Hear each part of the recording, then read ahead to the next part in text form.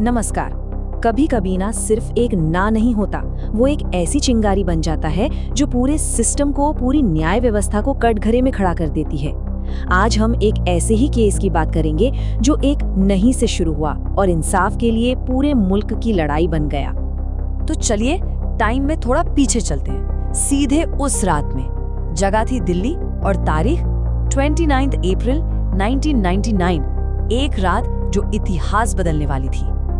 जरा सोचिए, दिल्ली का एक शानदार high profile cafe tamarind court.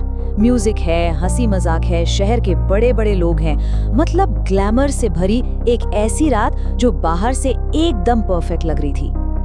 और उसी ग्लैमर के बीच मॉडल जेसिका लाल ने ये बहुत ही सिंपल से शब्द कहे, माफ कीजिए, बार बंद हो गया है। कौन सोच सकता था कि ये मामूली से शब्द एक ऐसा भूचाल लाने वाले हैं जो पूरे देश को हिलाकर रख देगा। और यहीं से शुरू होती है हमारी कहानी। रात के अंधेरे में चली एक गोली, वो हत्या जिसने जैसे एक सोते हुए देश को झंझोड़ कर जगा दिया और ये सवाल पूछा कि क्या इंसाफ सबके लिए बराबर है। देखिए, इस कहानी में ना दो बिल्कुल अलग दुनियाएं टकराने वाली थी। एक तरफ थी जेसिका लाल, एक मॉडल, एक मेहनती लड़की जिसके अपने सपने थे, और दूसरी तरफ मनु शर्मा, एक ताकतवर नेता का बेटा जिसे शायद ना सुनने की आदत ही नहीं थी। और फिर बस कुछ ही मिनटों में सब कुछ बदल गया। आधी रात के बाद मनु शर्मा ने ड्रिंक मांगी। जेसिका ने बहुत पोलाइटली मना कर दिया। शर्मा का जवाब, हवा में एक गोली, एक वार्निंग शॉट, और उसके बाद एक और गोली, इस बार सीधी जेसिका पर। सोचिए, एक ना की कीमत मौत। गोली तो चल चुकी थी, जेसिका की जान जा चुकी थी, लेकिन असली ड्रामा, असली लड़ाई तो अब शुरू होनी थी। ये वो दौर था जब लगा कि न्याय ही हार गया। ये कहानी है कि कैसे सिस्टम ने ही सच से मुंह मोड़ लिया। पुलिस के लिए ये केस आसान नहीं था। पार्टी में 300 से ज्यादा लोग थे, लेकिन कोई भी कुछ बोलने को तैयार नहीं। ऊपर से उस जमाने में ना सीसीटीवी कैमरे थे, ना आज जैसी एडवांस फॉरेंसिक टेक्निक। मतलब पूरा का पूरा केस टिका था सिर्फ एक चीज पर, चश्मदीद गवाहों पर। और बस यहीं पर सारा खेल बिगड़ गया। जो गवाह पहले पुलिस को बता रहे थे कि हाँ, हमने मनु शर्मा को गोली चलाते देखा, वही लोग कोर्ट में जाके पलट गए। उनके बयान अचानक बदल गए। मैंने कुछ नहीं देखा, मुझे कुछ याद नहीं। आखिर ऐसा क्या हुआ था? और इसका नतीजा, साल 2001 में एक ऐसा फैसला आया जिसने पूरे देश को सन्न कर दिया। नॉट गिल्टी, निर्दोष मनु शर्मा को बरी कर दिया गया। इस एक फैसले ने ना लोगों के भरोसे को तोड़ दिया।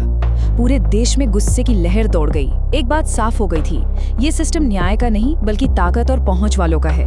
जहां पैसा बोलता है वहां सच चुप हो जाता है। लेकिन कहानी यहाँ खत्म नहीं हुई। असल में कहानी तो अब शुरू हुई थी। कोर्ट का फैसला आ गया था, पर अब जनता की अदालत लगनी बाकी थी। ये एक ऐसा मोड़ था जहां लोगों ने कहा, बस अब बहुत हुआ। ये लड़ाई अब जनता बनाम ताकतवर की थी। और इस आंदोलन के चेहरे कई थे। जेसिका की बहन सबरीना लाल, जो बिना थके कानूनी लड़ाई लड़ रही थी, मीडिया जिसने इस खबर को जिंदा रखा, और आम लोग जो कैंडल लेकर सड़कों पर उतर आए।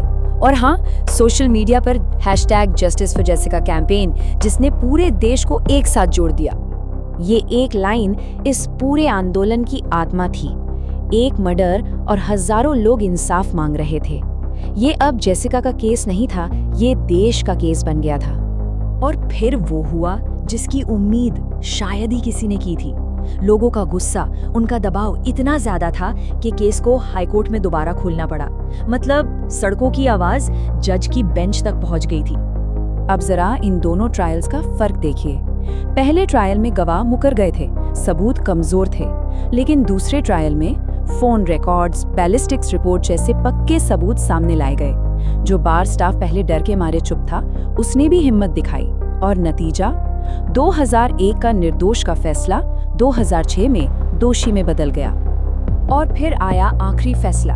मनु शर्मा को हत्या का दोषी ठहराया गया और उम्र कैद की सजा हुई। सबूत मिटाने में मदद करने वालों को भी जेल हुई। यहाँ तक कि 2010 में सुप्रीम कोर्ट ने भी इस सजा पर अपनी मोहर लगा दी। 11 साल की लंबी लड़ाई के बाद आखिरकार इंसाफ मिला। तो ये केस हमें क्या सिखाता है? इसकी विरासत क्या है? ये सिर्फ एक कानूनी फैसला नहीं था, ये वो केस था जिसने इंडिया को हमेशा के लिए बदल दिया।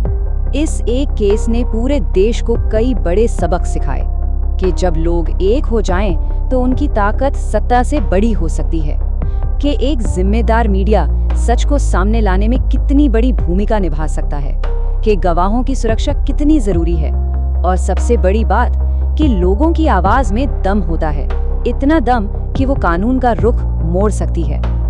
और इसका असर भी दिखा। नो वन किल जेसिका जैसी फिल्म बनी, कानून में बदलाव की बातें हुई, मीडिया ट्रायल सही है या गलत, इस पर एक बड़ी बहस छिड़ गई, और औरतों की सेफ्टी को लेकर भी एक नई तरह की जागरूकता आई।